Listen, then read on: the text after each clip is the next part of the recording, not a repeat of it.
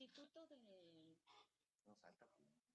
Instituto de Historia del Tiempo Presente, ¿el francés? Instituto de Historia del Tiempo Presente. Yo la saqué.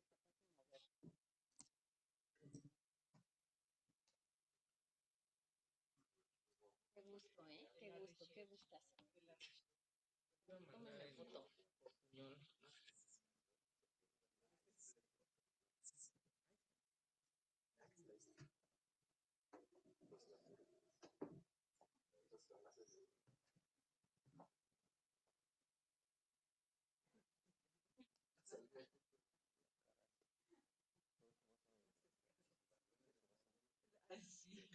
Pero no son dos hojitas. Ya los mando después.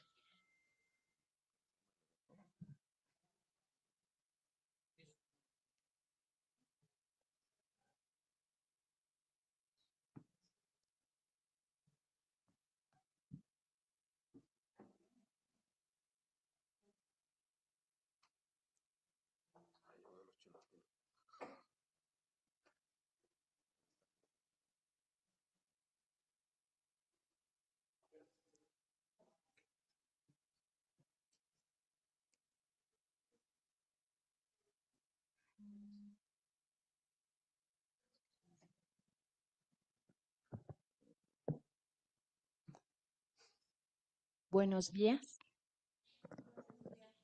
Gracias. Adelante.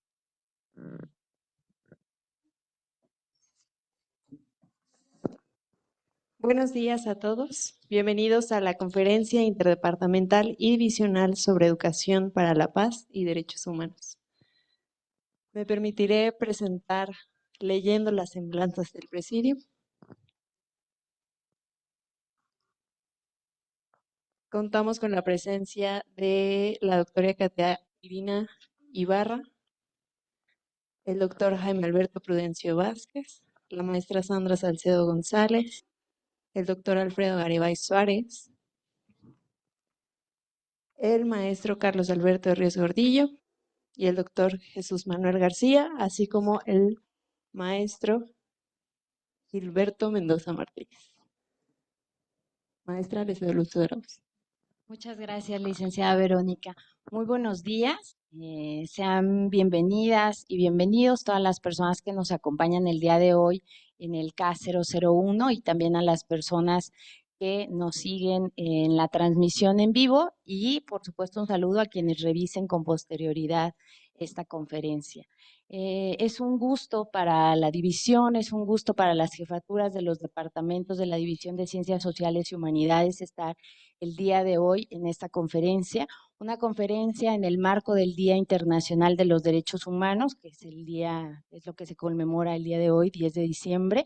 Ustedes saben que hacia el cierre de año, desde el 25 de noviembre, con el Día Internacional de la Eliminación de la Violencia contra las Mujeres, y hasta el 10 de diciembre se tiene en el mundo una jornada de 16 días de activismo, pero además el día de hoy, 10 de diciembre, siempre desde los organismos internacionales, nacionales, desde las universidades, se encuentra o se busca un momento de reflexión para plantear todo el trabajo hacia adelante. En particular, en los últimos años ha habido una preocupación desde el sistema de Naciones Unidas, desde el sistema de la OEA, de los estados americanos, particularmente el Sistema Interamericano de Derechos Humanos, por reactivar esos esfuerzos por los derechos humanos, pero además por la vivencia de la paz, la cultura de la paz. Nosotros sabemos que hay varios conflictos internacionales, tenemos más de 200 conflictos armados internacionales,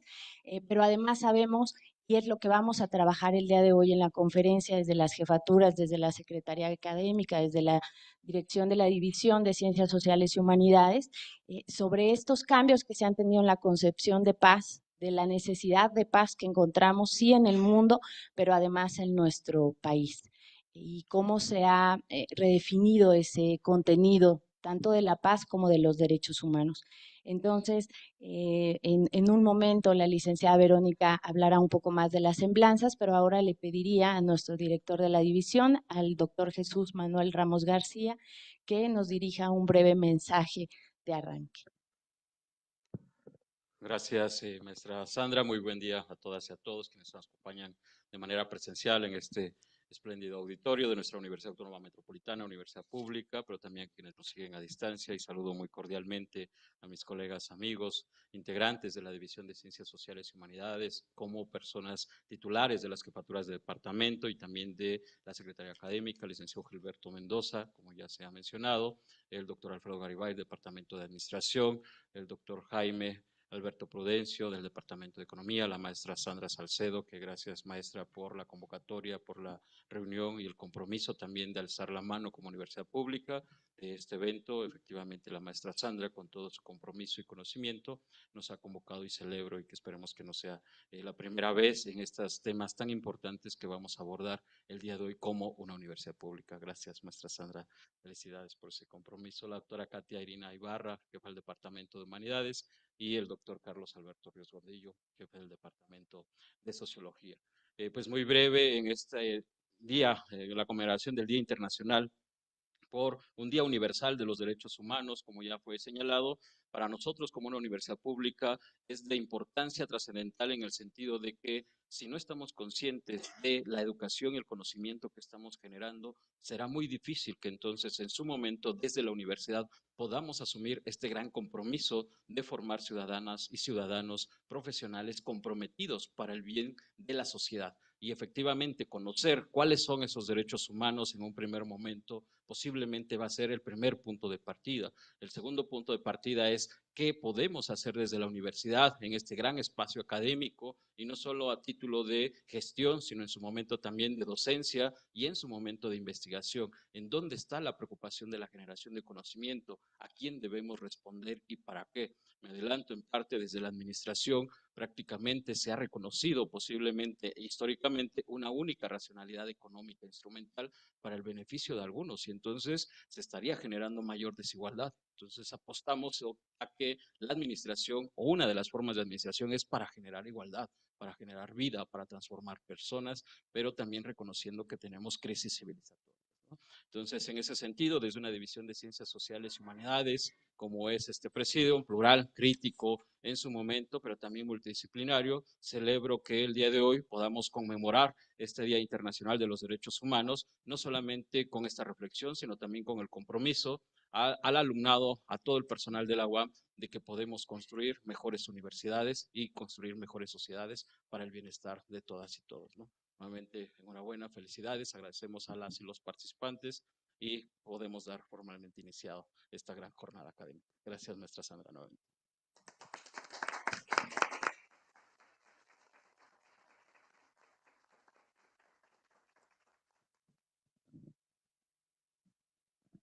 Y ahora sí escucharemos información breve sobre las semblanzas de las personas que estamos en el panel.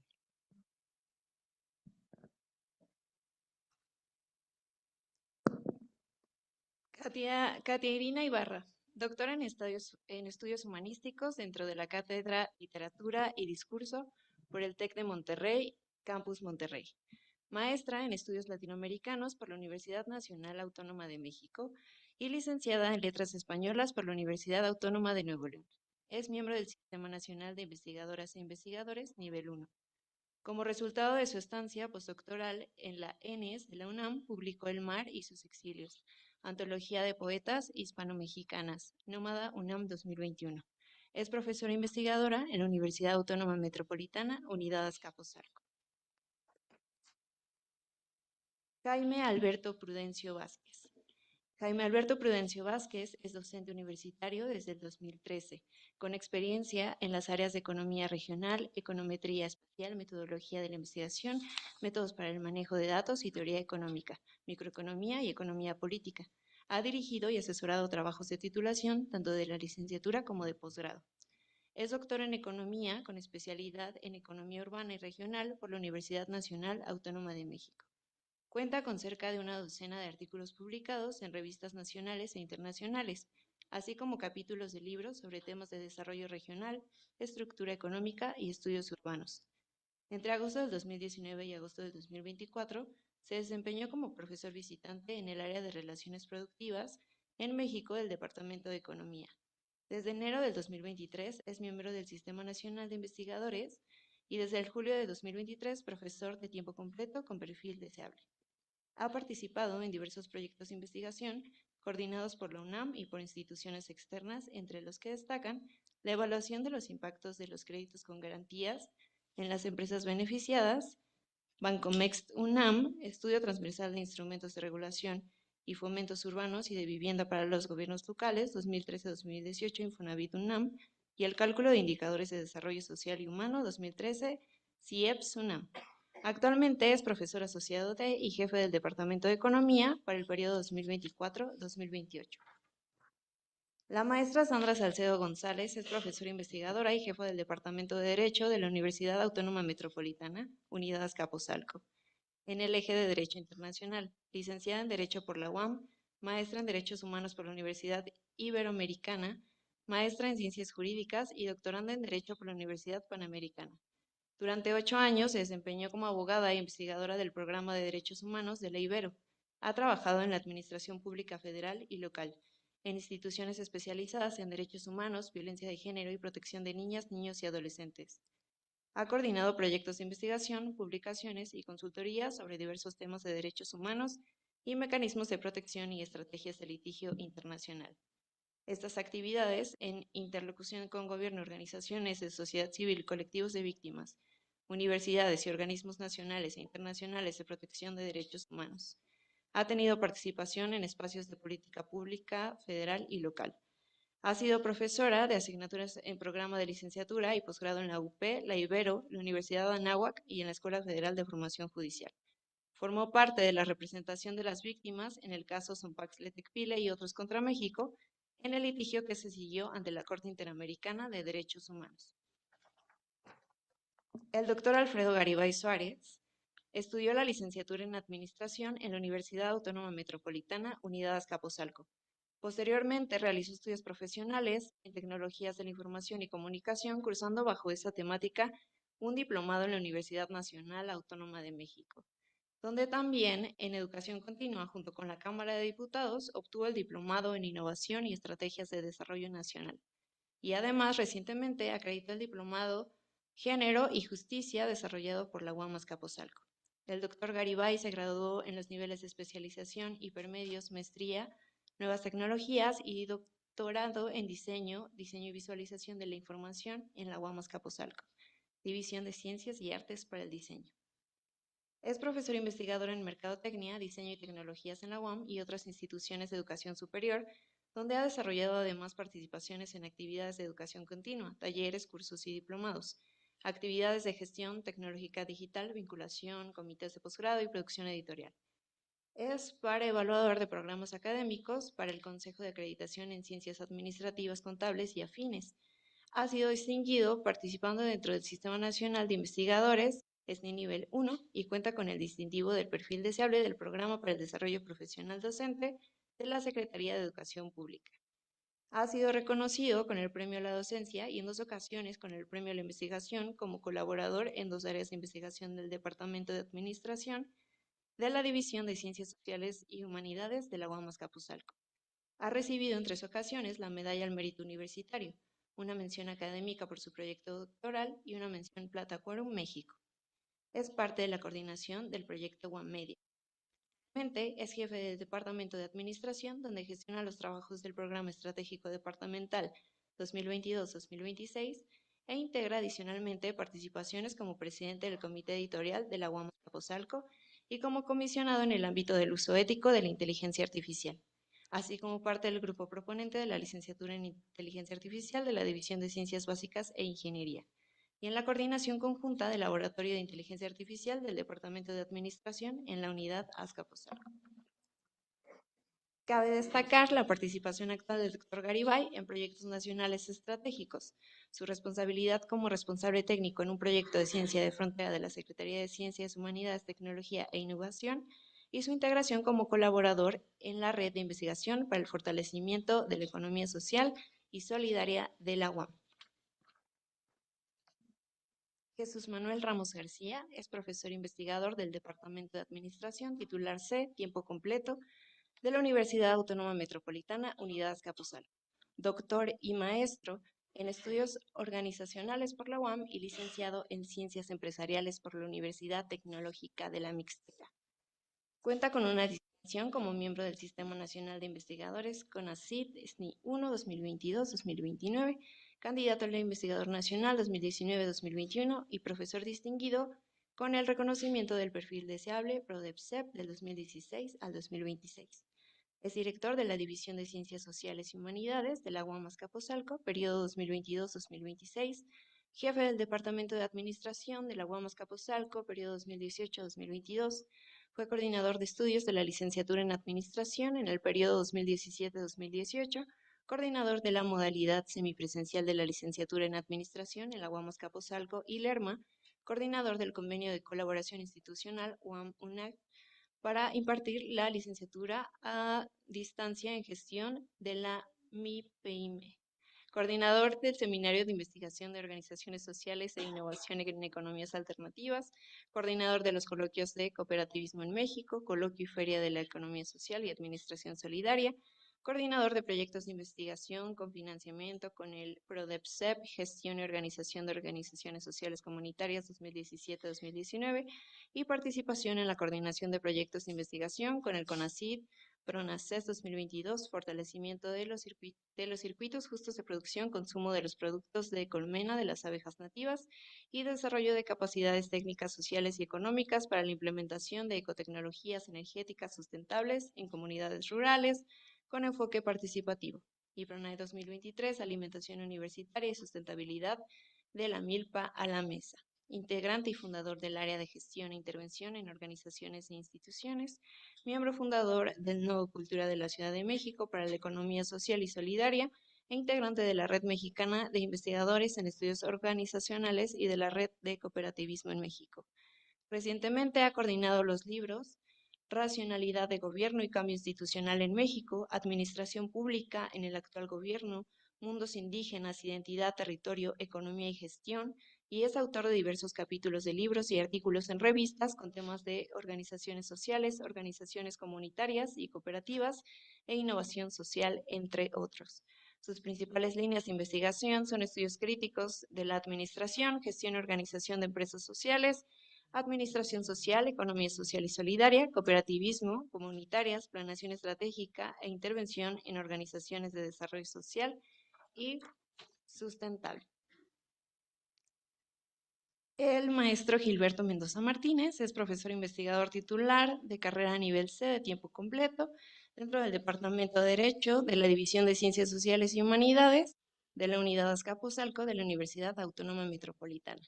Fue jefe de la sección de Derecho Familiar en el Bufete Jurídico Popular de la UAM, jefe de Departamento de Derecho, gestión 2013-2017 y secretario académico de la División de Ciencias Sociales y Humanidades de 2018 a la fecha. Su participación en las comisiones ha sido permanente, entre ellas, especial relevancia, su participación en la Comisión de Faltas y desde la Secretaría Académica en la solución de problemáticas que enfrenta la comunidad estudiantil. Carlos Alberto Ríos es historiador egresado de la Universidad Autónoma de Chiapas, doctor en Historia por la Universidad Autónoma Metropolitana, Iztapalapa, y alumno de la Escuelita Zapatista organizado por el Ejército Zapatista de Liberación Nacional. Asimismo, ha sido cofundador del Centro Immanuel Wallerstein, cofundador de la revista Contrahistorias, la otra mirada del CRIO, investigador visitante del Instituto de Historia del Tiempo Presente en París. Es fundador de Indicios de la Red Internacional de Investigación de Ciencias Sociales y Humanidades, México, Brasil y Francia, y de Connections and Cooperations International Network in Sociology of Civilizations, México, Australia, y autor de Las Formas de Comparación, Mark Bloch y las Ciencias Humanas, Ensayo de Morfología e Historia en México 2016. El cielo de la historia, una constelación, ensayos de historiografía, Argentina 2023, donde fue editor, la sociología de la Escuela de Chicago, homenaje a Oscar Cuellar, UAM Azcapotzalco 2026, y Capitalismo, mundos devastados y futuros posibles, a publicarse en español, portugués y francés. Actualmente es jefe del Departamento de Sociología de la UAM Azcapotzalco. Maestra Sandra, le cedo el uso de la voz. Muchísimas gracias, licenciada Verónica. Y tratamos de hacer muy breves esas semblanzas, créanme, pero era necesario presentar a quienes estamos aquí. Siempre quedan cosas fuera, pero que nuestro trabajo también es muestra de ello. Yo, en mi participación voy a hacer un marco sobre estos dos temas que tenemos nosotros de educación para la paz y derechos humanos. Realmente después de la Segunda Guerra Mundial, que es un momento histórico que siempre se tiene como referencia, el mundo, la cooperación internacional, lo que en ese momento ya se consolidaba como la comunidad internacional, o se empezaba, más bien no en ese momento iniciaban los trabajos porque en algún momento se consolidara, pero que se estaba hasta cierto punto creando, institucionalizando, presentando ese andamiaje, se veía a la paz como la simple ausencia de conflicto. Ese ha sido uno de los grandes cambios que hemos enfrentado en el mundo. Después de la Segunda Guerra Mundial, después de haber vivido lo que se vivió ahí, lo que ahora denominamos discriminación, genocidio, y que en el momento sabíamos que fue una generación altísima de violencia, de masacres, de sufrimiento humano, de destrucción, a partir del lanzamiento de las bombas. Una vez que termina la Segunda Guerra Mundial, el mundo dice, generalizando obviamente, la simple ausencia del conflicto armado equivale a una situación de paz. Pero después de los años 80, cuando se empezó a trabajar desde sistemas internacionales, desde las conferencias en las que participaban los distintos estados, nación, ahí se empieza a hablar sobre distintas generaciones que hoy sabemos que nos hemos alejado del discurso, más que para quizá una cuestión de ejemplificar, pero hoy decimos no podemos hablar de generaciones de derechos humanos para protegerlos, para garantizarlos, porque las personas necesitamos que se garanticen todos los derechos civiles y políticos, económicos, sociales, culturales, ambientales. Eso lo tenemos nosotros claro en nuestro artículo primero constitucional, donde nos dicen los derechos humanos son indivisibles y son interdependientes. Pero sí empezamos a ver a partir de la globalización una preocupación, así como nos estamos beneficiando la globalización, hay un impacto, ¿no?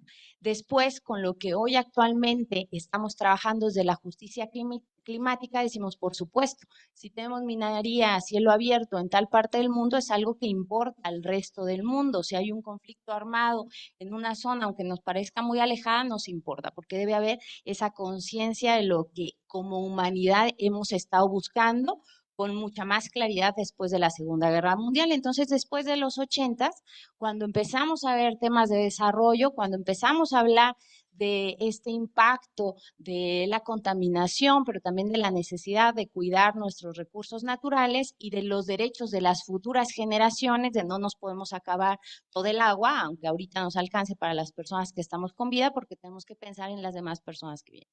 Pero los sistemas internacionales entonces dicen, el derecho a la paz no es únicamente la ausencia de conflicto.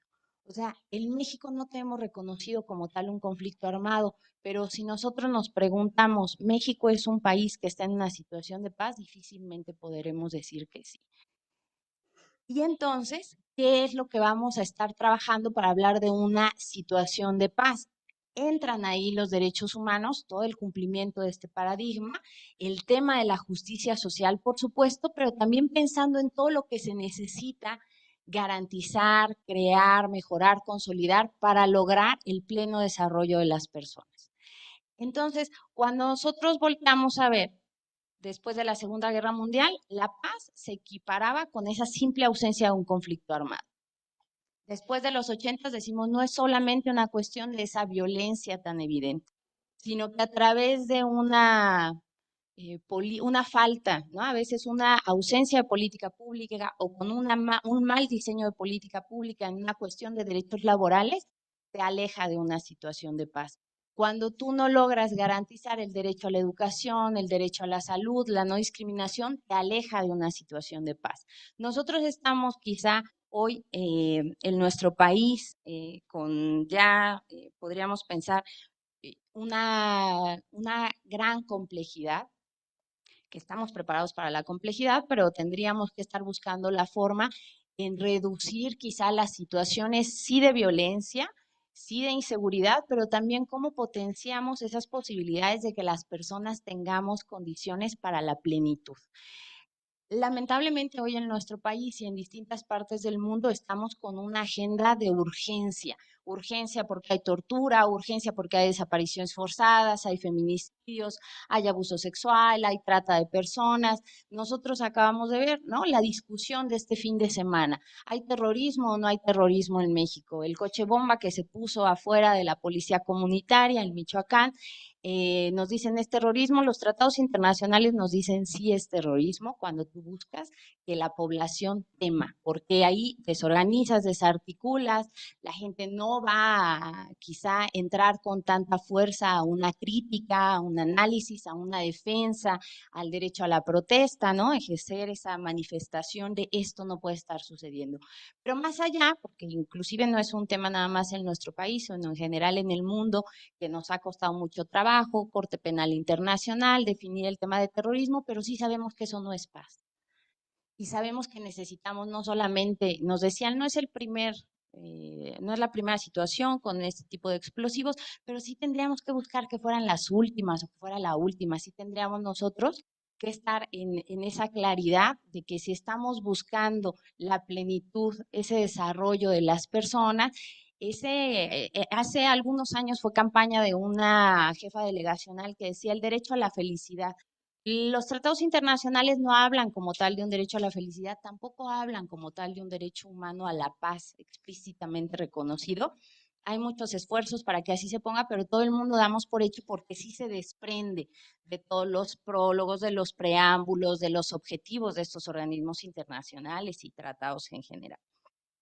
Pero además, nosotros decimos, dentro de nuestro país, que es lo que podemos quizá tener una mayor incidencia desde la Universidad Autónoma Metropolitana, estamos trabajando. O sea, nosotros miramos a nuestra unidad, la unidad Azcapotzalco, vemos rectoría, vemos secretaría de unidad, vemos los espacios, por ejemplo, UGEDIS, la propia delegación de la abogacía, los departamentos. Hoy estamos aquí, los departamentos de Ciencias Sociales y Humanidades de esta división, pero nosotros vemos los esfuerzos que se están haciendo desde la División de Ciencias Básicas e Ingeniería, desde la División de Ciencias y Artes para el Diseño, que además le agradecemos que nos haya apoyado para tener el espacio el día de hoy y desarrollar la conferencia, pero nosotros vemos esa preocupación por temas donde vemos la coyuntura.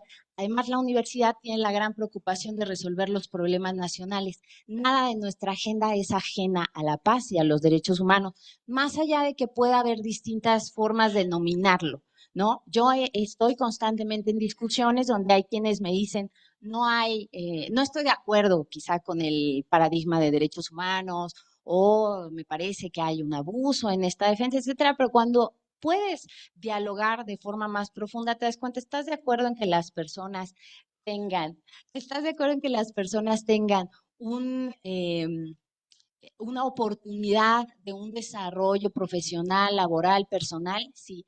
Estás preocupado por el tema de no solamente ya el cambio climático, sino los cambios que estamos enfrentando, la migración masiva, el incremento de las personas refugiadas en el mundo, sí. Entonces estamos en una agenda en la que más allá de la denominación hay objetivos en común. Cuando nosotros miramos estas problemáticas, y podemos aprovechar lo que desde el andamiaje, en este tema sí veo quizá no el único esfuerzo, no la única solución, pero sí un importante punto de partida que se da desde el derecho, ¿no? Donde decimos, intentamos generar estas normas, estos tratados, esta legislación que permita que esa convivencia sea mejor. Nosotros en la universidad, no solamente tenemos el reto en la investigación, en la docencia, en la difusión y preservación de la cultura, en el servicio social. También tenemos nosotros el reto en la convivencia dentro de la universidad. Son muchos los esfuerzos por una cultura de paz, donde nosotros decimos, dentro de un salón de clases tiene que vivirse esa perspectiva.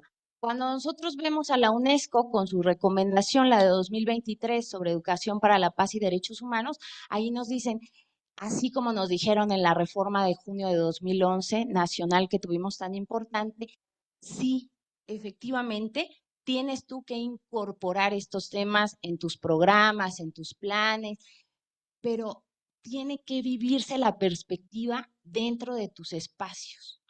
O sea, en la universidad, toda la vivencia de paz y derechos humanos tiene que ser en las aulas, sí, tiene que ser en los auditorios, tiene que ser en los espacios laborales. Si nosotros tenemos claridad sobre eso, no solamente la universidad continuará con esta cumpliendo con este objetivo de ser un espacio seguro, sino que además así se podrán replicar en otros espacios estos esfuerzos. Pero definitivamente, cuando vemos, por ejemplo, al Departamento de Administración, saltan temas como muy relevantes. Toda la importancia para el acceso a la justicia desde la administración pública es fundamental, que no haya corrupción, que haya transparencia, rendición de cuentas adecuadas. Cuando nosotros miramos economía y pensamos en los temas de desigualdad, de pobreza, de cómo efectivamente garantizando derechos económicos, sociales, podemos nosotros aspirar a esa paz y derechos humanos que se vean plenos, muy importante. Las humanidades en los movimientos de construcción de verdad, de reparación en los países o en las regiones donde se ha logrado, por ejemplo, después del conflicto de los Balcanes, en Perú, en Ruanda, es fundamental para el tejido social. Cuando nosotros escuchamos desde la sociología la preocupación que hemos visto al departamento con los temas, por ejemplo, de las fosas clandestinas, todo el tema de desaparición que es en nuestro país, decimos, estos trabajos tienen que estar no solamente con todo el rigor de la investigación, sino además al nivel del dolor que hay en este país y que no se puede seguir incrementando o de forma desmedida como la tenemos actualmente. Desde la Secretaría Académica y la División, nosotros vemos esos esfuerzos de coordinación, por un lado, en estas funciones sustantivas que tenemos, pero además la propia convivencia dentro de nuestra comunidad estudiantil, en ese vínculo con el personal administrativo y académico. Entonces, pues teniendo en cuenta esto presente y ya para escuchar a las demás personas, yo recuerdo en una ocasión que tuve una audiencia en la Comisión Interamericana, entonces está ahí en Washington y está muy cerca los memoriales, uno en específico que es el de Martin Luther King, y había una frase que dice, con mi traducción libre, la verdadera justicia no es la simple ausencia del conflicto, ¿no? Sino que tiene que haber una presencia sólida de la justicia. Y esa justicia, cuando nosotros decimos, no es solamente ausencia de conflicto, sino que tenemos que estar trabajando todas las agendas para garantizar los derechos. Y garantizar los derechos habla de enfocarnos en lograr que las personas puedan alcanzar un desarrollo pleno y una buena convivencia. Y eso sí, la solución pacífica de los conflictos. Muchas gracias.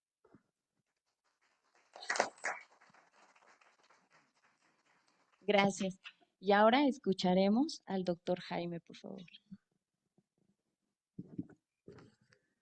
Querida Sandra, muy buenos días. Muy buenos días al auditorio, a quienes siguen esta conferencia interdepartamental y divisional convocada en conmemoración por el Día Internacional de los Derechos Humanos.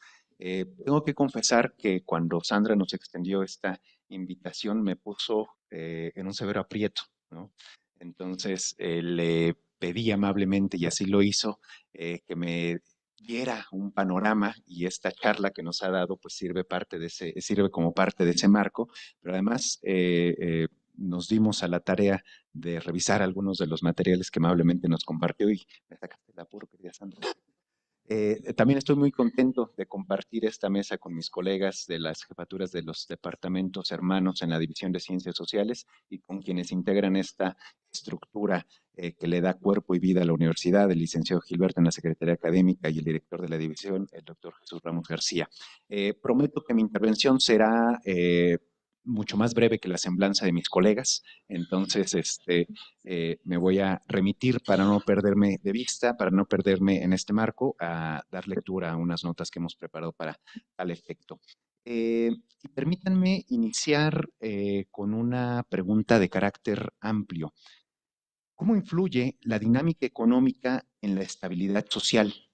Y a la inversa, ¿Cómo la paz social condiciona las posibilidades de crecimiento y desarrollo económico? Definitivamente no son preguntas sencillas, pero sí podemos delinear algunas ideas para reflexionar juntos y juntas en torno a estas preguntas. Quisiera comenzar con un ejemplo extremo, aunque me parece que puede resultar revelador, del modo en que la economía global se vincula con la estabilidad internacional, y me voy a referir a la industria armamentística.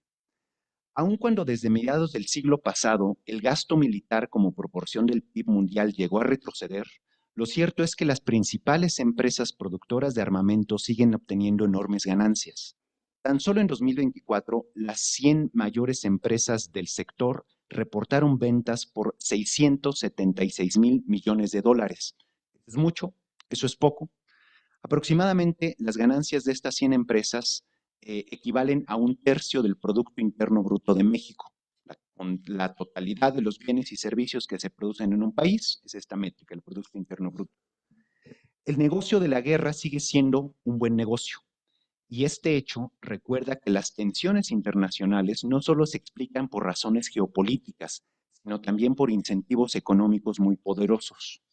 Este contraste entre la necesidad de paz y las ganancias generadas por la industria militar nos obliga a pensar qué modelo de desarrollo perseguimos. Y en esta reflexión conviene observar cómo distintos países distribuyen sus recursos entre las actividades de producción de armas y fines que podríamos considerar más sociales.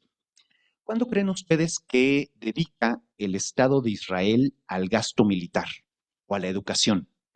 El Estado de Israel destina en proporción con el PIB a la educación 6.2%, en tanto 5% al gasto militar, una diferencia bastante corta. Los Estados Unidos invierte 5.4% en educación y 3.4% en gasto militar. En tanto, Alemania, Francia, Reino Unido rondan entre el 5 y 6% para la educación frente al 1 y 2% para el gasto militar. ¿Dónde se encuentra nuestro país en esta serie de proporciones que estamos comentando? México dedica alrededor de 4.2% de su PIB a la educación, frente a apenas un 0.7% para gasto militar. Esto significa que México gasta más de 6 veces en educación de lo que gasta en defensa, la proporción más alta de los países considerados. Estos contrastes muestran con claridad las prioridades presupuestales, más bien que las prioridades presupuestales reflejan modelos de sociedad, algunos orientados a la confrontación o a la disuasión, otros, como el nuestro, más volcados hacia bienes públicos fundamentales como la educación. Ahora bien, más allá del escenario internacional, la relación entre economía y estabilidad social se vuelve particularmente evidente cuando el crecimiento económico es insuficiente para generar bienestar. En México, la violencia que vivimos tiene muchas raíces, pero una parte importante se relaciona con el modelo económico aplicado durante las últimas 4 décadas. Durante muchos años se mantuvieron salarios muy bajos, con el argumento de contener la inflación y de aumentar la competitividad. Hoy sabemos que esa premisa era insostenible. El salario mínimo ha tenido incrementos relevantes, desde los 88 pesos diarios en 2018 a los más de 315 pesos para el 2026. No obstante, ese avance no se ha dado sin lograr revertir el estancamiento económico que limita la creación de empleos, restringe la recaudación fiscal y reduce la capacidad del Estado para invertir en educación, infraestructura o programas sociales. Todo ello afecta directamente la cohesión social. Lo cierto es que es necesaria más inversión, pero no solo pública, sino también privada, que en términos porcentuales es la más importante en nuestro país, pero esta no termina por despegar. Por eso vale la pena plantear otra pregunta. ¿Puede el crecimiento económico contribuir a distender tensiones sociales y a reducir la probabilidad de conflictos? La respuesta, aunque parcial, yo diría que sí. Las oportunidades económicas importan, la redistribución importa y la inversión en educación importa todavía más. Son pilares indispensables para la paz y la dignidad, es decir, para la vigencia plena de los derechos humanos. Quisiera cerrar con otra pregunta que considero central. Más preguntas que respuestas en estas palabras mías. La pregunta ¿es todo conflicto necesariamente contraproducente para construir una sociedad más justa? Mi opinión es que no. No todo conflicto es un obstáculo. A veces las tensiones sociales reflejan las necesidades de transformar las estructuras que reproducen desigualdades. En la economía convencional se suele defender la idea de lo que se llama óptimo de Pareto, un estado en el que no se puede mejorar la situación de alguien sin empeorar la de otro. Pero esta visión, presentada como técnica y neutral, suele velar un interés por mantener el status quo. La política económica no es neutra, beneficia a ciertos grupos y afecta a otros, y la ampliación de derechos educativos, laborales y económicos suele requerir enfrentar resistencias y gestionar conflictos. En este sentido, el papel del Estado me parece fundamental, no para negar el conflicto, sino para conducirlo con criterios de justicia, orientado al bienestar de las mayorías y a la expansión de los derechos. Con esto concluyo. En este Día Internacional de los Derechos Humanos vale la pena recordar que la paz, como lo ha señalado la jefa del Departamento de Derecho, no es solo la ausencia de violencia, sino que la estabilidad social no puede desvincularse de la justicia económica. Gracias.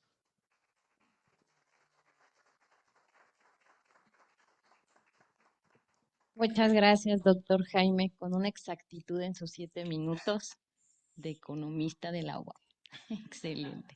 Y efectivamente, o sea, en la parte de los conflictos nosotros sabemos de las tensiones que hay, de la necesidad de que eso se dé para que se pueda mover, para que podamos evolucionar, pero siempre pensando en este eje de la paz y los derechos humanos. Muchas gracias, doctor Jaime. Y ahora le pediríamos, por favor, al doctor Alfredo que nos comparta su mensaje.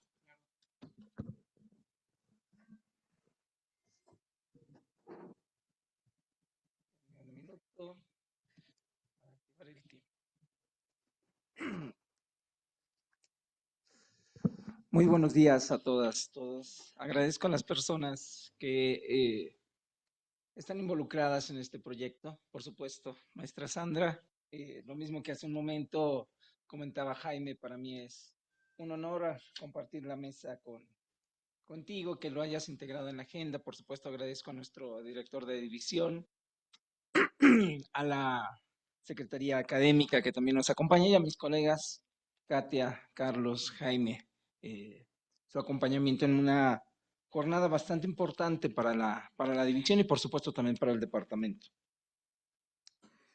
También preparé algo escrito en atención al tiempo, pero ya está corriendo el tiempo a llevarme menos de los 7 minutos para garantizar algunas preguntas del auditorio que me parece son fundamentales para llevárnoslas en el sentido, si no podemos responderlas, de incorporarlas en nuestras agendas. Bueno, agradezco profundamente esta coincidencia interdepartamental y divisional en torno a la educación para la paz y los derechos humanos.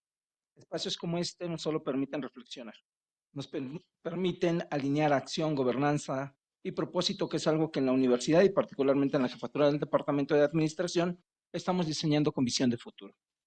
Desde la perspectiva administrativa, tecnológica y del diseño, uno no puede negarse a la historia. Disculpen un poco si hago algunas reservas en el espacio de mi intervención.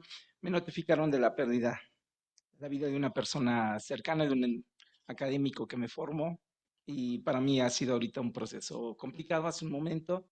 Pero bueno, él me dio este derecho a la educación en mi formación doctoral y por ello para mí ha sido un poco complicado llevar este proceso ahorita en la jornada, pero bueno, señalo, desde la perspectiva administrativa y tecnológica y de diseño en la que se ha desarrollado mi trayectoria, y esta persona me decía, no nos podemos negar a nuestra historia, la paz no puede concebirse como solo un ideal ético.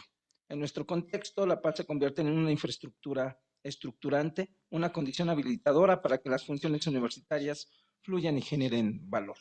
Hoy nos convoca una fecha profundamente significativa, el Día Internacional de los Derechos Humanos, una jornada que no solo nos invita a conmemorar, sino a activar aquello que constituye el corazón de la vida universitaria, la dignidad humana, la justicia, la libertad, la igualdad y sobre todo la paz como derecho y responsabilidad compartida. Nuestra legislación universitaria, particularmente las políticas transversales de cultura de paz, reconoce que toda comunidad educativa tiene derecho a entornos libres de violencia, discriminación, exclusión y miedo. Estas políticas integradas al tejido universitario nos recuerdan algo poderoso: la paz, la igualdad, la justicia, la libertad de pensamiento, la no violencia, la inclusión, la diversidad y la solidaridad no son aspiraciones, son condiciones obligatorias del quehacer institucional. Hoy coincidimos en un espacio que nos invita a mirar de frente una pregunta esencial: ¿cómo educamos para la paz en un mundo que cambia más rápido de lo que nuestros modelos tradicionales pueden procesar? La paz en el contexto universitario actual ya no puede entenderse solo como un valor abstracto o un horizonte ético. En nuestras realidades cotidianas, donde confluyen tensiones sociales, retos tecnológicos, desigualdades persistentes y nuevos marcos culturales, la paz se vuelve una infraestructura, un sistema operativo que habilita las condiciones para enseñar, investigar, colaborar y convivir. Desde la jefatura del Departamento de Administración hemos construido esta visión colectivamente, no como una declaración aspiracional, sino como una práctica estratégica, reconocimiento, proyección y trascendencia. Tres palabras que pueden sonar filosóficas, pero que en realidad son los pilares de una gestión que busca lo mismo que este evento: transformar la cultura institucional desde el fondo. La paz como arquitectura institucional. Cuando pensamos en la paz desde la administración, el diseño y la tecnología, ámbitos en los que se ha desarrollado mi trabajo académico y profesional, descubrimos que la paz no es un estado pasivo, es una arquitectura que se diseña, se implementa y se sostiene. Paz es reconocerla a la comunidad, paz es proyectarla hacia nuevas formas de diálogo, paz es trascender las lógicas que reproducen desigualdad. Para lograrlo, hemos apostado por una gestión abierta, cercana y participativa.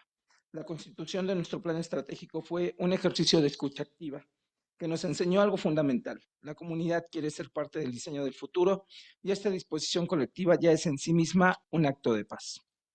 Educar para la paz en tiempo de cambio acelerado. Hoy enfrentamos un entorno donde la desinformación circula a velocidades inimaginables, donde los discursos de odio encuentran amplificación automática y donde las tecnologías emergentes pueden convertirse en herramientas de inclusión o de exclusión. Frente a eso, la universidad tiene una responsabilidad transformadora: no solo informar, sino formar criterios, construir empatía, desarrollar pensamiento crítico y activar conciencia colectiva. Por eso hablamos de paz como tecnología social. Paz que se aprende en la práctica colaborativa, paz que se diseña en experiencias educativas con sentido humano, paz que se comunica a través de narrativas institucionales que generan confianza, paz que exige alfabetización digital ética, perspectiva de género y responsabilidad socioambiental. La paz es un aprendizaje vivo. En términos de la docencia, investigación y cultura de gestión, 4 vectores hacia la Universidad Pacífica.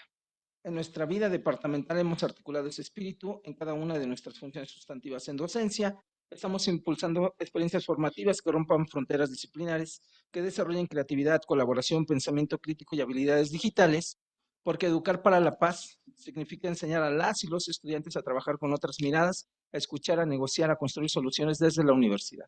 Investigación. Promovemos redes, laboratorios, observatorios y tanques de conocimiento que articulan esfuerzos colectivos. Investigar de manera colaborativa es en sí mismo una práctica de paz. Nos obliga a reconocer la inteligencia del otro, a compartir recursos, a dialogar con transparencia. En la preservación y difusión de la cultura. Trabajar la cultura desde una visión digital y democratizadora es una apuesta por la equidad. Cuando el conocimiento es accesible, cuando la creatividad estudiantil se amplifica, cuando la cultura es puente, la paz deja de ser discurso y se vuelve experiencia cotidiana. En la gestión y el apoyo institucional. Aquí la paz se vuelve cercanía, acompañamiento, la oportunidad y el derecho a disentir y a escucharlo. Gestionar con paz significa generar condiciones, abrir canales, resolver conflictos, con empatía, impulsar proyectos que respondan a necesidades reales, construir conectividad humana. La gestión universitaria, cuando se ejerce con ética y responsabilidad, también educa. Mi compromiso como jefe de departamento, y bueno, me voy a ahorrar algunas cosas del discurso para cerrar. Particularmente quiero destacar 2 elementos de los derechos humanos. Uno, que es el derecho en el trabajo, no solamente el derecho al trabajo.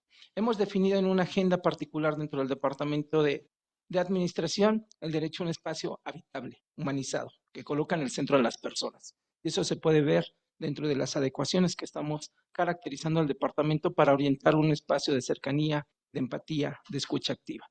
Por otro lado, también dentro de la planeación de necesidades, vinculamos la paz con la posibilidad de la libertad de asociación de los nuevos profesores que se integran en el ámbito de participaciones a través de lo que son las convocatorias de concursos de oposición. Es decir, encontramos a través de estas libertades de integrarse a un espacio colectivo, co-creativo, donde está caracterizado por una cultura que coloca al centro de las personas, lo que señalaba bien la maestra Sandra Salcedo: un espacio de paz, un espacio con derecho a disentir, un espacio con derecho a enojarse y a conciliar desde la escucha activa las posibilidades de recreación departamental. Muchas gracias.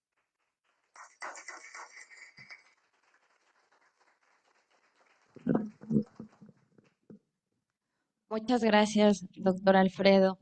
Eh, Me atrevo a preguntarle el nombre del Sí, profesor. sí, perdón, no quise dar la información, me lo comentó ahorita en un formato eh, directo el doctor Marco Ferrusca, del doctor Javier Covarrubias, ¿no? Que me formó en el ámbito del doctorado en diseño dentro del Centro del Placer. Hace un momento me lo hizo saber. Toda persona que está participando o que en su vida dedicó espacio a la docencia, a la educación, está en los objetivos en coyuntura con nuestro seminario y por la cercanía me atrevería a preguntar en mi mesa si podríamos dar un minuto de silencio por el doctor Javier Covarrubias. Por favor. Que en paz descanse.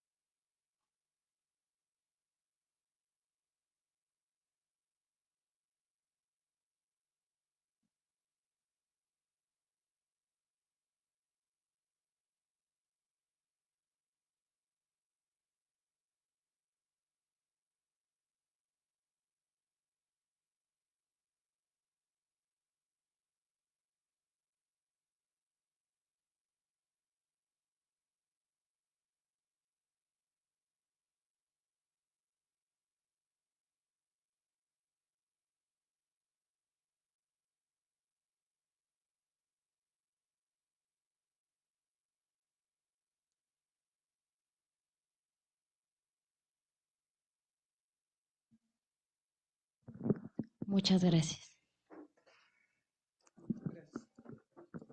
Y ahora vamos a continuar. Escucharemos ahora al doctor Carlos Alberto Ríos Gordillo. Adelante, Carlos. Gracias.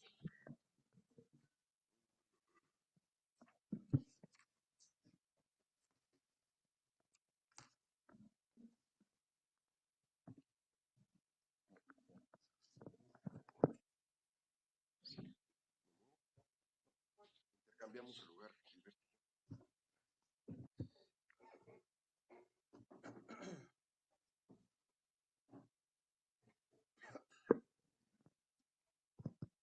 Muy buenos días a todas y a todos. Al igual que mis colegas que están aquí presentes, que han agradecido la invitación, yo quisiera decir que me siento muy honrado, aunque me he sentido también bastante ajeno a una reflexión de la cual me interesa mucho y desconozco casi todo. Y sin embargo, me da mucho gusto que la iniciativa haya fructificado en esta mesa. Y también quisiera decir que lamento mucho la pérdida de tu maestro, Alfredo. Es una pérdida que conmueve una comunidad entera. Quisiera comenzar además con la presentación de un breve comentario que se intitula Educarnos para la paz en tiempos de guerras. ¿Qué podemos hacer? En mi calidad de historiador quisiera retrotraer en principio un debate antiguo que todavía guarda su carga. La Junta de Valladolid a mediados del siglo XVI, donde por un lado Juan Ginés de Sepúlveda y por el otro Bartolomé de las Casas protagonizaron un choque de concepciones sobre la justicia y los derechos entre el nuevo y el viejo mundo, entre los amerindios y los europeos, entre los oprimidos y sojuzgados y los opresores y colonizadores. En unos y otros, la concepción sobre la justicia y los derechos no solo era desigual, sino del todo injusta. En su libro sobre las justas causas de la guerra contra los indios, Ginés de Sepúlveda argumentaba que la guerra era justa debido a la inferioridad natural de los indios bárbaros, quienes debían ser sometidos por los españoles. Por ende, la evangelización y la salvación debían darse a través de una conversión forzada. El derecho a la conquista se basaba, según él, en la superioridad de la civilización europea, la religión cristiana y la monarquía española. Someter a los inferiores, quienes ni alma tenían, era el deber de la civilización, la cristiandad, la colonización. A sus ojos, la guerra era justa. Las Casas, por su parte, en su breve historia de las Indias o brevísima relación de la destrucción de las Indias, argumentó lo contrario.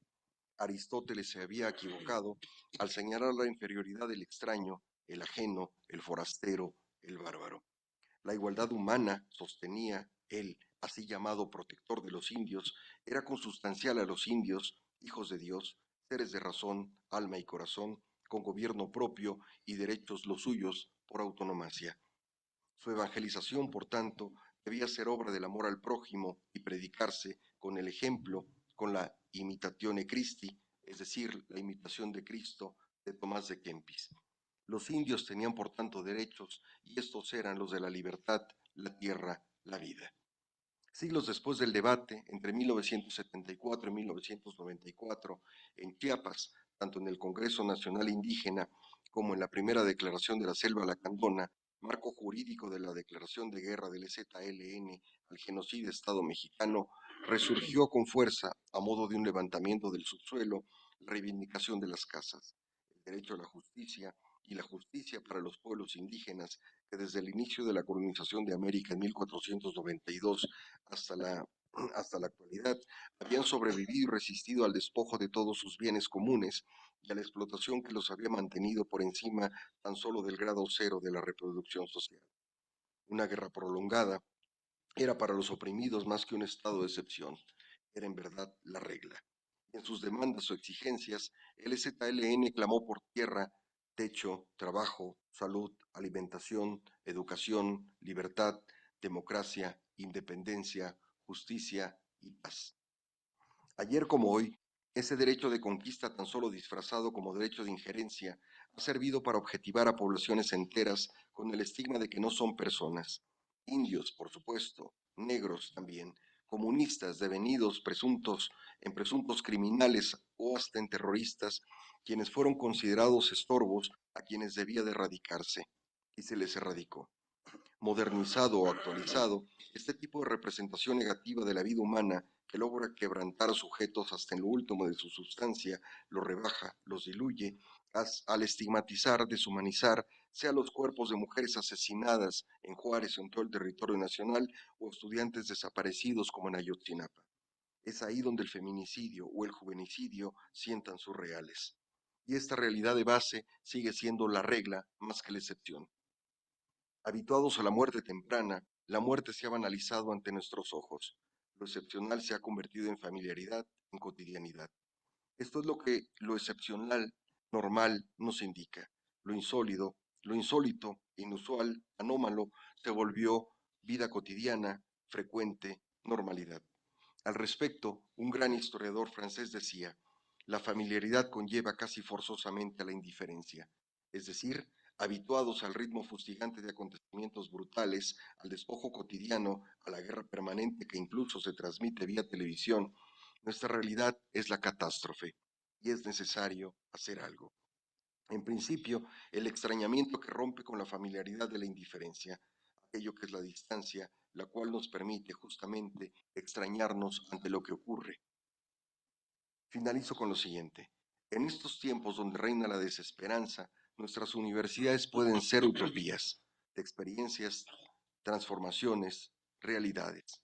Son espacios y territorios liberados de lo propio cotidiano, puesto que la esperanza debe sembrarse ahí donde está justamente la desesperanza.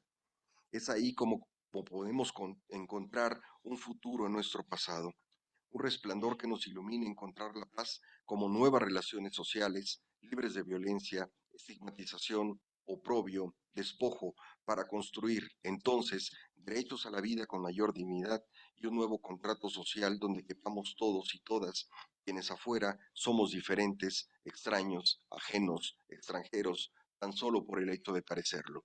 Afuera, cada quien es diferente del otro, cada quien es extraño del otro, cada quien es extraño o ajeno del otro.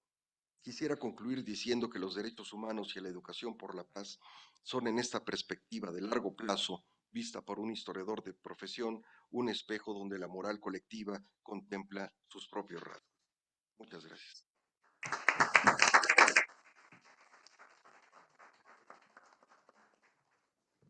Muchas gracias, doctor Carlos.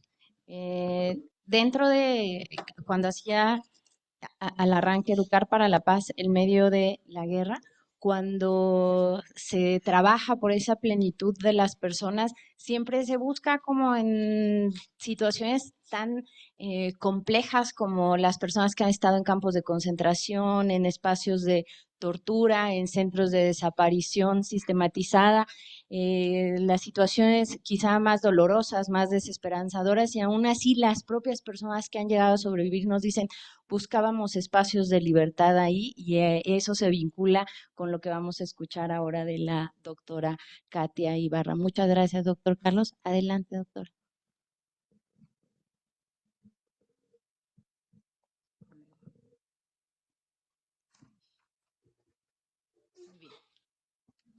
Pues, pues muy buenos días a todas, a todos que están aquí presentes. Muchas gracias a la maestra Sandra Salcedo, jefa del Departamento de Derecho, por haber tenido esta feliz iniciativa, diría yo, porque se necesita bastante, la verdad, tener estos espacios de reflexión y como decía Carlos o Jaime o incluso Alfredo, no estamos tan familiarizados con la teoría en torno a los derechos humanos y sin embargo es algo que está en nuestro quehacer cotidiano.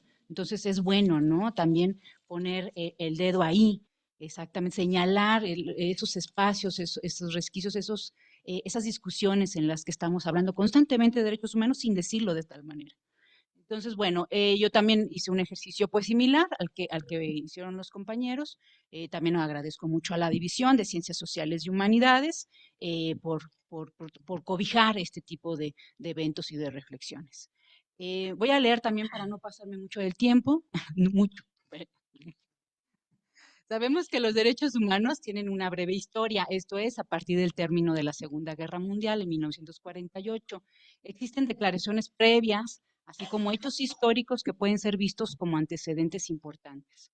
Asimismo, la filosofía, por su parte, también ha aportado de manera contundente a la conceptualización de estos postulados que ponen en primer orden la dignidad humana. Y aquí con esto, pues lo que quiero es pues, reivindicar las humanidades, tanto la filosofía política, evidentemente la ética y la historia, como bien nos expuso, nos mostró el doctor Carlos Ríos, cómo la historia es fundamental para entender el devenir y el desarrollo y el desenvolvimiento de estos derechos humanos. Pero bueno, mi finalidad no es aquí retomar esa historia ni esas contribuciones filosóficas que son múltiples, sino más bien traer algunos ejemplos para mostrar cómo desde el campo literario se ha tomado la bandera de los derechos humanos vistos como un ideal de nuestras sociedades, un punto de llegada deseable en el cual las personas logren un desarrollo pleno. Y aquí yo vería que a lo mejor ha estado presente en la literatura todo el tiempo, ¿no? Pero creo que también en estos últimos años ha tenido más arraigo en el imaginario social y por lo tanto se ve también como algo fundamental para la expresión literaria hablar de estas temáticas. Muchas son las formas en las que la literatura se puede relacionar con los derechos humanos. Incluso hubo un crítico literario brasileño que se llama Antonio Cándido, que propuso en un ensayo que luego se volvió canónico y mucha gente lo cita y lo menciona, un ensayo donde él proponía a la literatura y la lectura como un derecho humano. Luego te lo paso. Es interesante la manera en cómo ensaya, cómo argumenta y cómo postula que debería de ser considerado un derecho humano. Idea que a lo mejor pues no tiene cabida, pero es interesante. Bueno, el derecho a la cultura, pero a la literatura en particular. Entonces luego se lo comparto. Dicho esto, quisiera hacer otra breve divagación antes de llegar a los ejemplos, que viene al caso también de los ejemplos o se relaciona con ellos, porque creo que permite comprender un poco más el sentido de lo que les voy a leer un poco más adelante. De antemano podríamos decir que los derechos humanos, y eso es a lo mejor una obviedad, pero bueno, lo voy a decir, son producto de la modernidad, pero de una modernidad más bien tardía, no esa modernidad a la que refería Carlos, que es un antecedente muy importante, sino creo que es mucho más adelante cuando viene este planteamiento. Si partimos del supuesto de que esa modernidad comenzó con el descubrimiento de América y la invención de la imprenta, que también es fundamental, como diría Roger Chartier, ¿no? Los libros generan mentalidades y cambian mentalidades. Entonces, también creo que la invención de la imprenta es fundamental aquí. Y me parece interesante destacarlo, aunque sea una obviedad, pues la modernidad ha estado repleta de contradicciones. Y bueno, vamos a hablar aquí de todas esas contradicciones, que son múltiples. Una de ellas es la que comentaba Carlos, ¿no? Son muchas.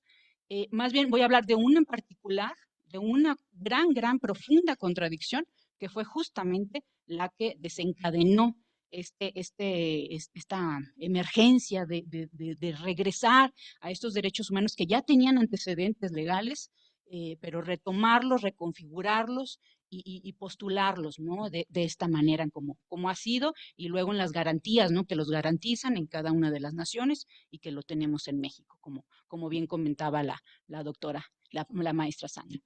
El hecho histórico que detonó esto, pues, que detonó el desencanto hacia la modernidad, pues mostró todas las contradicciones más profundas y terribles, fue el Holocausto, ¿no? En el marco de esta Segunda Guerra Mundial, y las bombas atómicas, evidentemente también, pero sobre todo fue el Holocausto, ¿no? El que se pone en el centro y que muestra esta contradicción en la cual el desarrollo científico y tecnológico y la racionalidad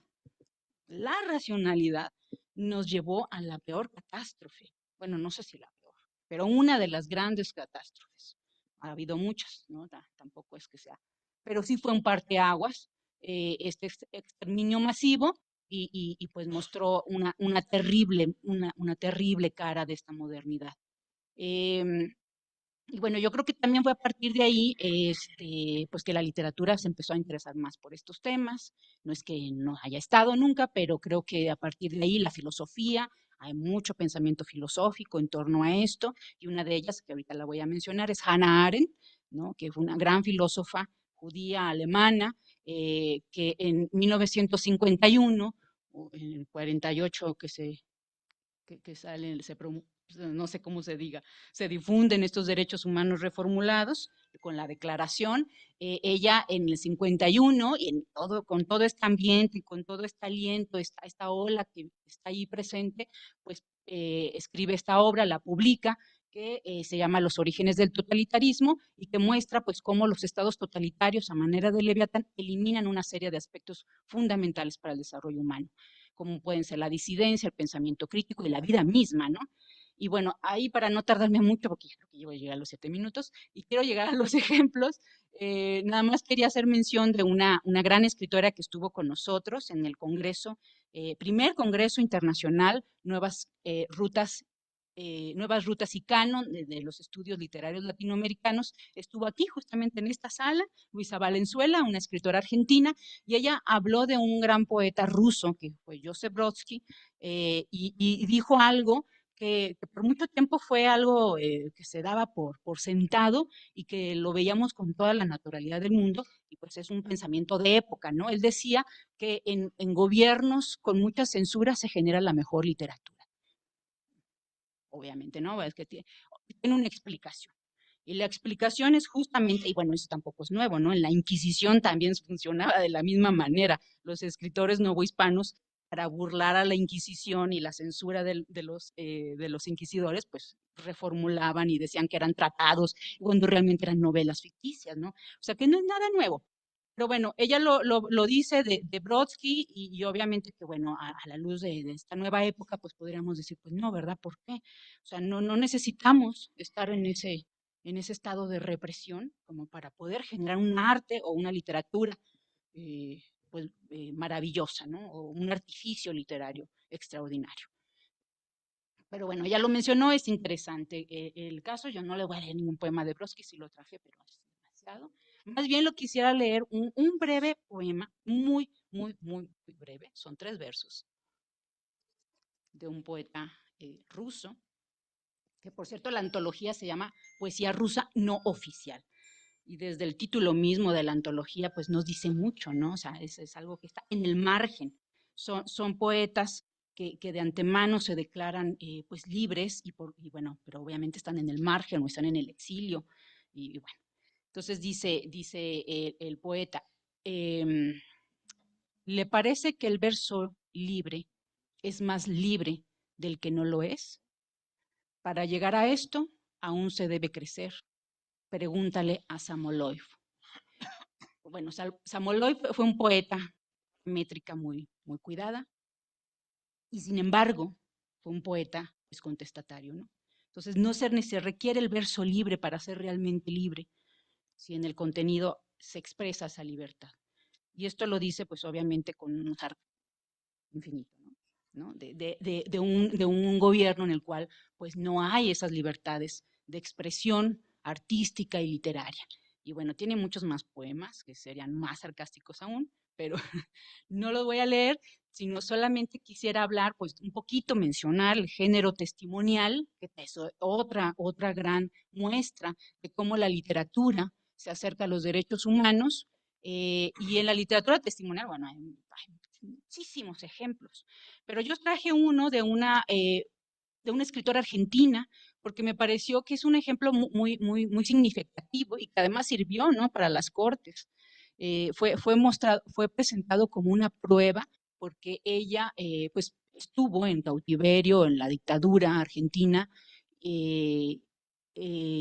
Bueno, describe unas cosas atroces aquí por todo lo que pasó. Eso lo escribió muchos años después, con la memoria, y dibujó un plano del campo de concentración, que era una escuela, por cierto, por eso se llama la escuelita. Entonces, en esa escuela los recluyeron, los privaron de su libertad, los torturaron y, bueno, todas las atrocidades que aquí cuenta.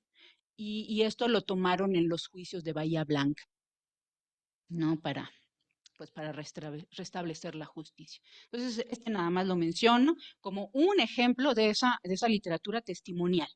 Y para cerrar nada más, perdón que ya me pasó muchísimo el tiempo, voy a leer un poema en prosa de Juan Gelman, también un poeta que vivió en esta dictadura, también en el exilio, pero lo terrible de su historia, bueno, son muchas cosas terribles, pero una de ellas es que su hijo fue desaparecido. Su hijo fue desaparecido, Marcelo, joven, y su esposa embarazada. Y él estuvo muchísimos años buscando a su nieto. Su nieta finalmente la encontró y fue mujer. Ya sí la ubicas. Entonces. Muy bien. Muy bien. Entonces voy a leer un poema muy breve. Dice, el poema quiere engañar al tiempo y el sufrimiento lo derrota. Si escuchara lo que huye de la puerta, si la imperfecta luz diera tu libro, si traicionara este dolor, si oyera tu descanso, si el alba tropezara con el árbol que te abrigó una vez, si pudieras volver a casa una noche cualquiera. Ese es un poema dedicado a su hijo Marcelo. Y bueno, pues termino porque ya me pasé bastante de tiempo. Nada más diciendo que hoy más que nunca la literatura puede llegar a cumplir, entre otras cuestiones, con esta función de liberación, de defensión de la dignidad humana ante sucesos tan terribles como los niños puestos en jaulas o las guerras de exterminio en contra de la población civil, deportaciones masivas, persecución de migrantes, desapariciones forzadas, feminicidios, entre tantos y tantos flagelos que nos hieren todos los días, pero que por nada deben ser naturalizados, ni mucho menos habituarnos a ellos. Muchas gracias.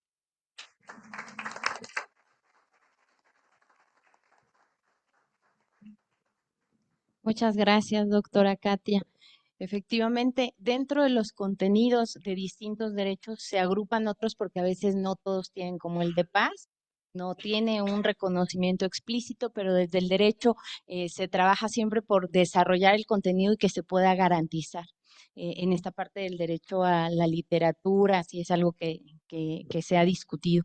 Nosotros tenemos muy presentes en todos estos esfuerzos por la memoria, verdad y justicia, y vemos grandes ejemplos en nuestro país, por ejemplo, con los memoriales o a veces con las exposiciones artísticas, los espacios culturales que retoman las exigencias de justicia en el país. También ejemplos lamentables cuando se hacen los memoriales. Había una revisión de la sentencia de Campo Algodonero. El Estado mexicano en su momento no trabajó durante todo un año en la dificultad en la comunicación con las familias porque no tenía avances, resultados en la cuestión de investigación y las familias querían primero investigación. ¿no? Conocer la verdad sobre lo que había pasado y entonces hicieron todo un evento para la supervisión de la sentencia diciendo, aquí está la primera piedra, fue ofensivo. Pero hay muy buenos ejemplos donde nosotros hemos visto centros comunitarios, cómo se hacen jornadas e impacta. O sea, nos dicen, si nosotros queremos recuperar tejido social para lograr esa paz, hay que entrar en las cuestiones musicales, culturales, por supuesto, de todas las demás que también están aquí. Muchas gracias, doctora Katia. Ahora, nosotros estamos el día de hoy, vamos a tener una sesión de consejo, la última de este año, y todas las personas que estamos en el presidio somos parte, ¿no? Entonces, el maestro Gilberto, que escucharemos, y con el cierre del doctor concluiríamos. Entonces, adelante, por favor, maestro Gilberto. Muy buenas tardes, o muy buenos días a todos, todas, todos, y quien nos acompaña, quien me acompaña también en esta mesa, maestra Sandra, el doctor Jaime, doctor Alfredo, nuestro director, desde luego, el doctor Jesús, la doctora Katia, el doctor Carlos Alberto, el maestro Carlos, que estamos aquí atentos a esta convocatoria de la jefa de Departamento de Derecho, que como hemos podido apreciar a lo largo del desarrollo de todas las intervenciones que me han precedido, pues sí adquiere un evento relevante en relación a lo que se ha manifestado, lo que hemos reconocido incluso dentro de esta mesa.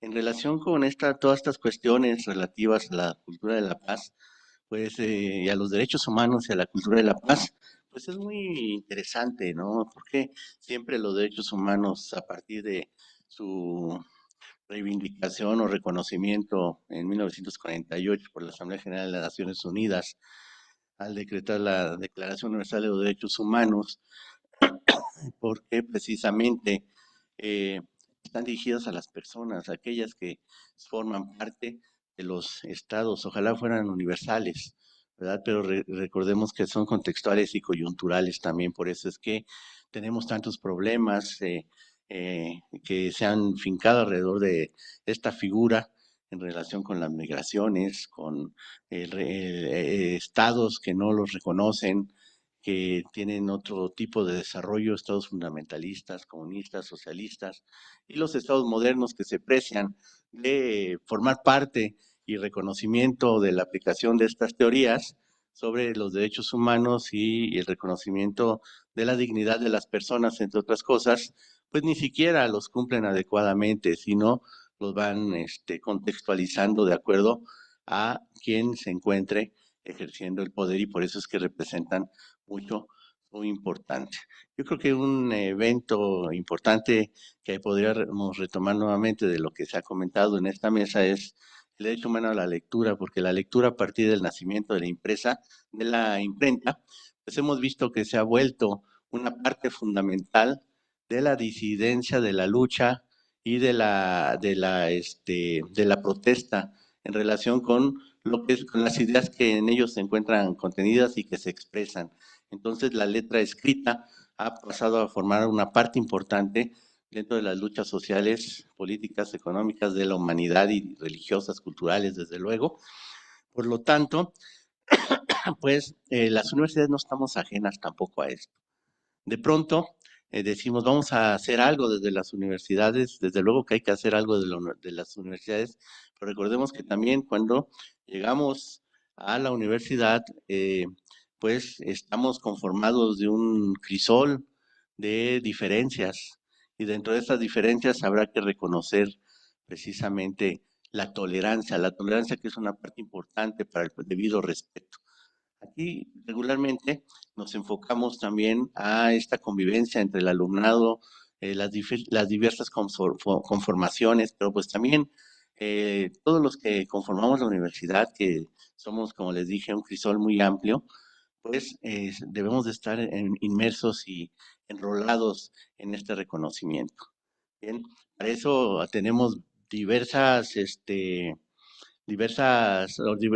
ordenamientos legislativos universitarios, como ese reglamento de estudios superiores de la UAM, el reglamento del alumnado, en donde se encuentra también parte de lo que académicamente debemos ver. Esta ley orgánica, que yo creo que eso es muy importante ahora y que se ha sido armonizada precisamente con la Constitución y con esta obligación de todos órganos personales, instancias de apoyo o cualquier persona que tenga que ver sobre la decisión de alguna persona de observar y actuar o tener su actuar bajo la figura de los derechos humanos.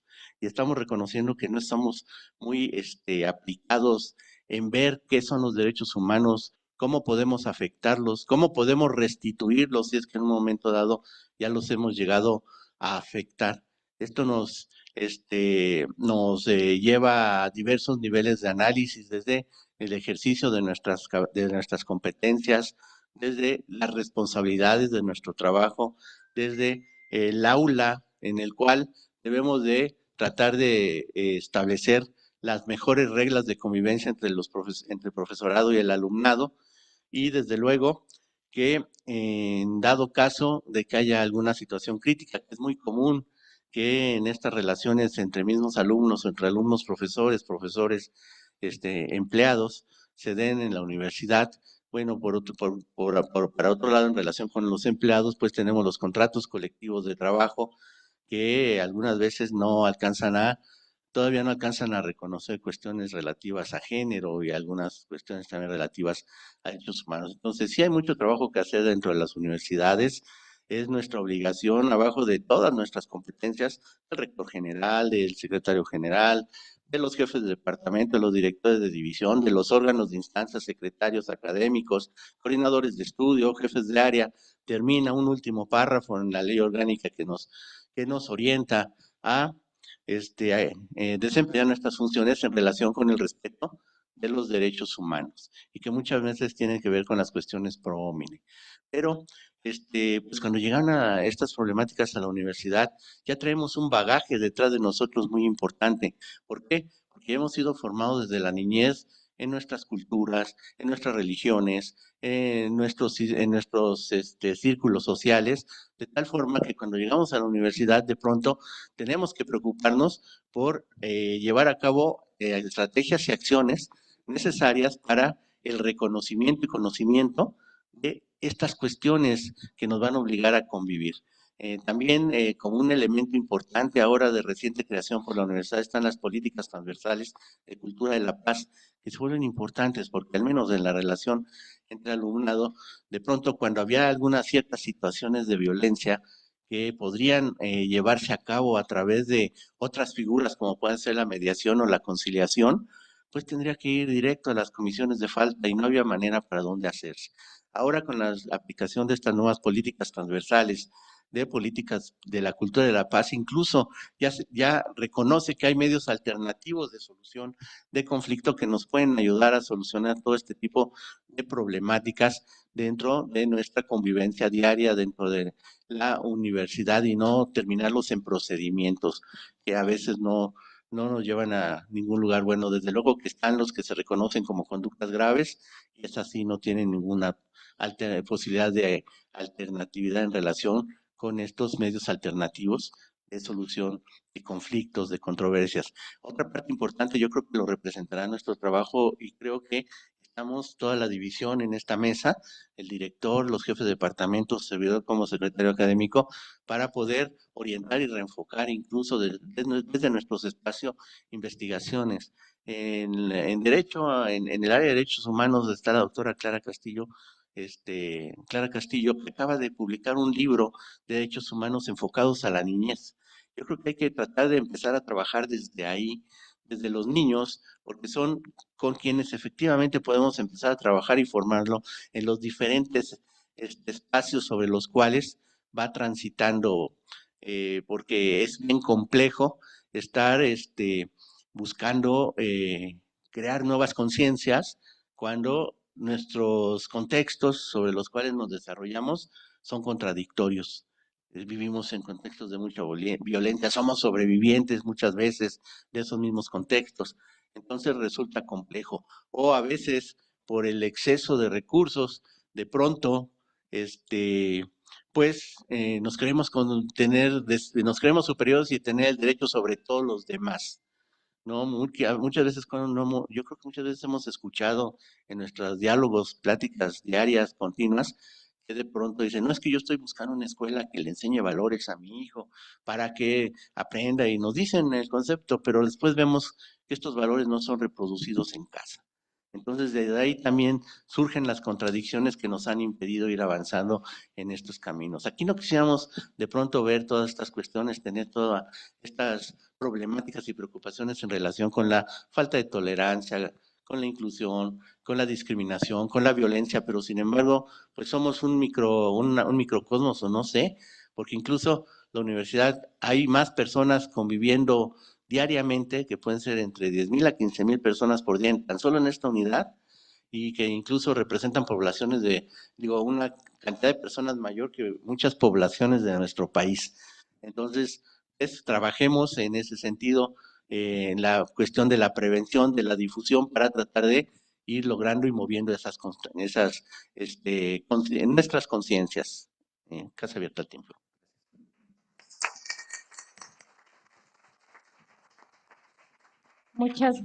Muchas gracias, maestro Gilberto. En la perspectiva que refiere, deja ver también, como se mencionaba en su semblanza, él fue parte del Bufete Jurídico Popular, que también es un espacio desde el Departamento de Derecho donde trabajamos en esa paz, pero a veces en cuestiones más concretas. Ahora le pediríamos a nuestro director, al doctor Jesús, que nos comparta su mensaje.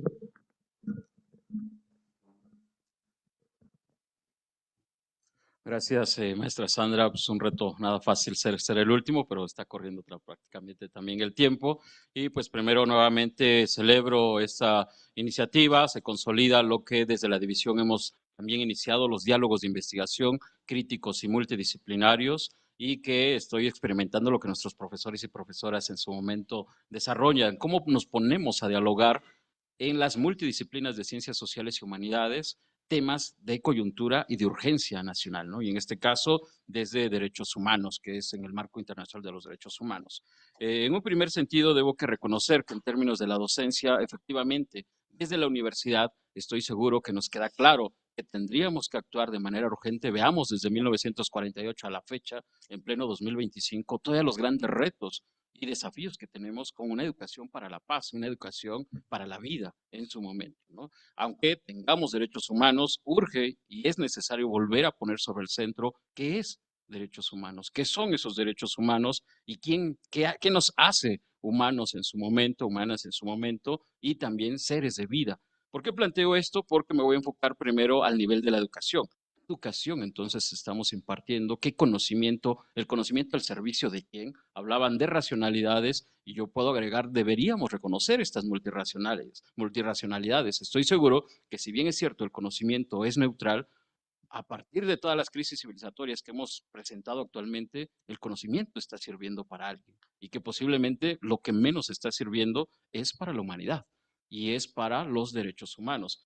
Entonces sí urge en su momento reivindicar la construcción y generación del conocimiento desde una justicia epistémica, en el sentido de reconocer que existen diversas formas donde no hay quien gane y quien pierda, o quien se apodera, o quien es la concentración de algo, sino que entonces este ejercicio de docencia se debe que considerar como este proceso social de interacción humana, donde el diálogo y la construcción desde principios éticos y totalmente justos es necesario y es urgente, con esta perspectiva de derechos humanos, donde derechos humanos será reconocernos que somos personas que tenemos un bien común y que hay vidas en su momento y que somos sujetos de derechos y obligaciones y que la existencia de nosotros y de nosotras tiene un sentido en este fenómeno de vida que hemos llamado. ¿Cuál es ese sentido que estaríamos planteando? Entonces, lo que urge es la reivindicación social del conocimiento y de las múltiples disciplinas.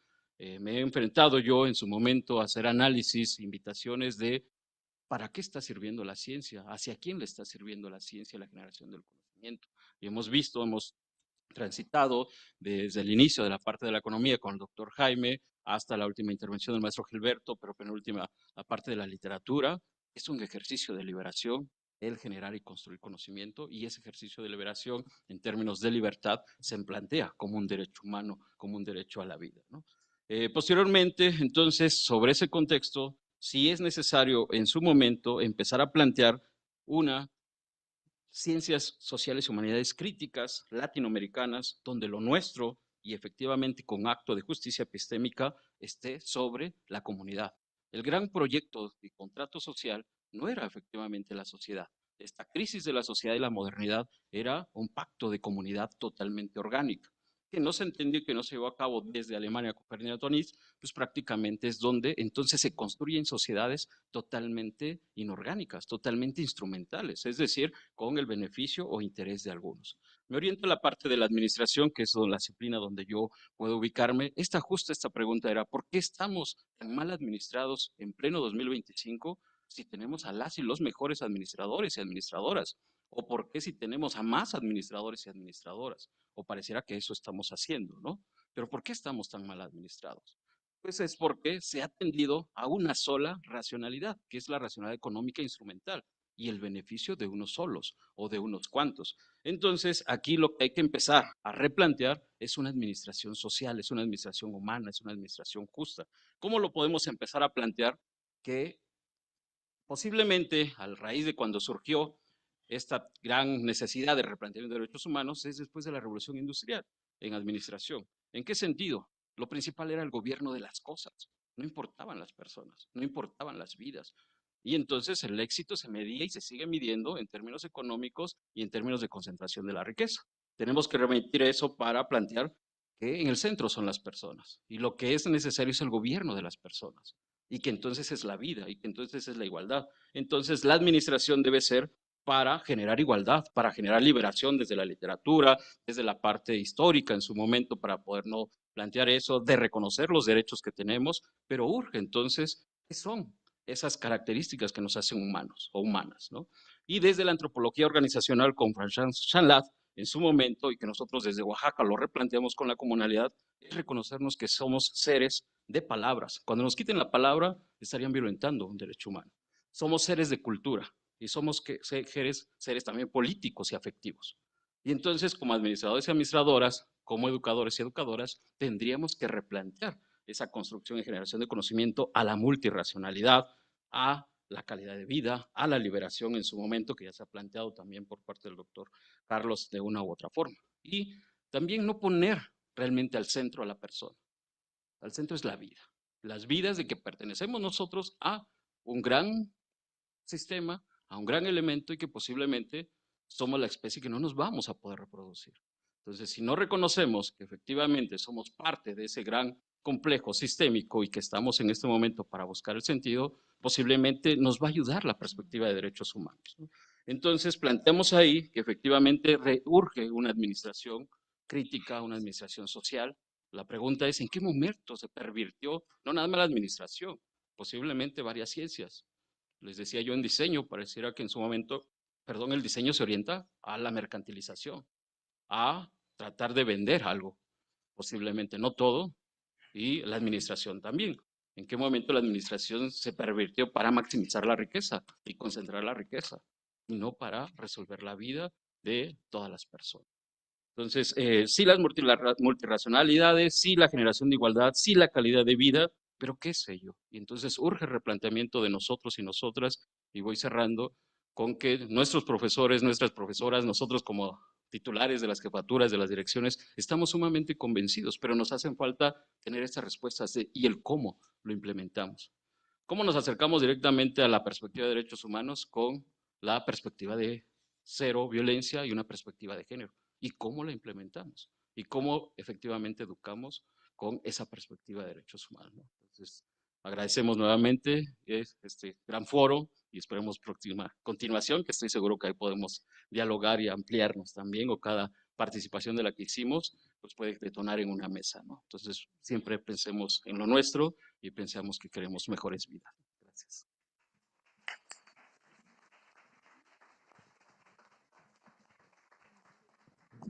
Muchas gracias, doctor Jesús.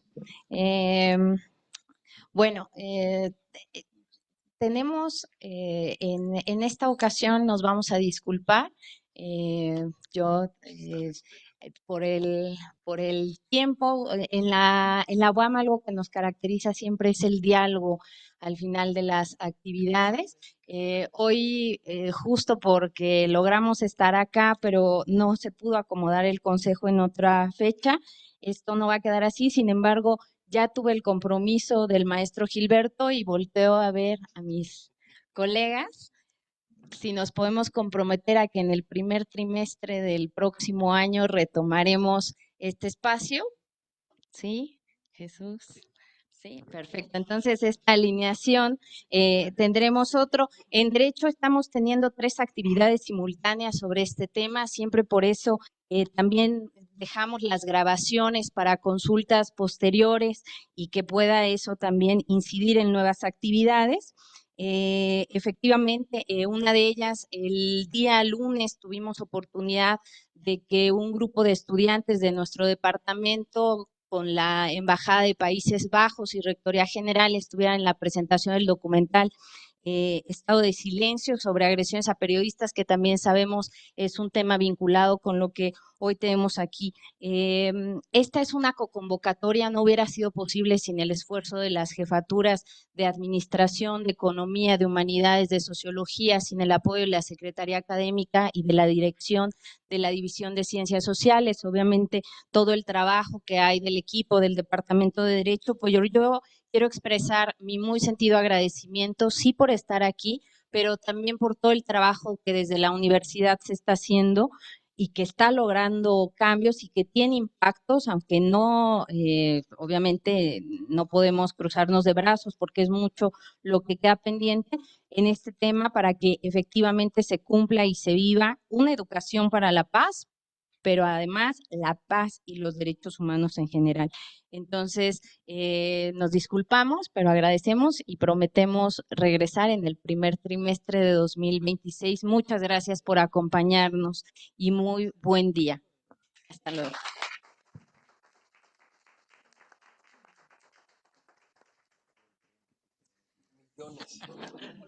Si tienen preguntas, que se las dejen o si tienen preguntas, se las dejan Si hay alguna pregunta, nos la pueden dejar en la plataforma, en la transmisión en vivo, o se la pueden dejar a la licenciada Verónica. Muchas gracias.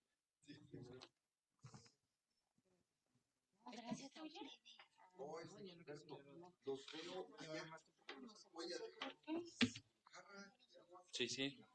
Estoy viendo que sí, traje la del consejo.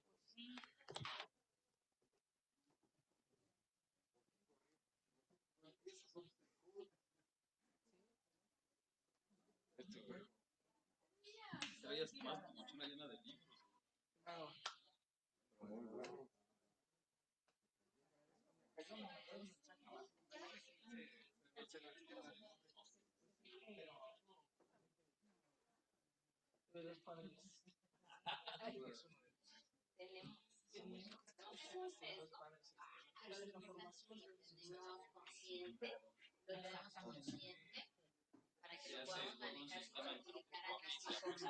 De los que te marcan.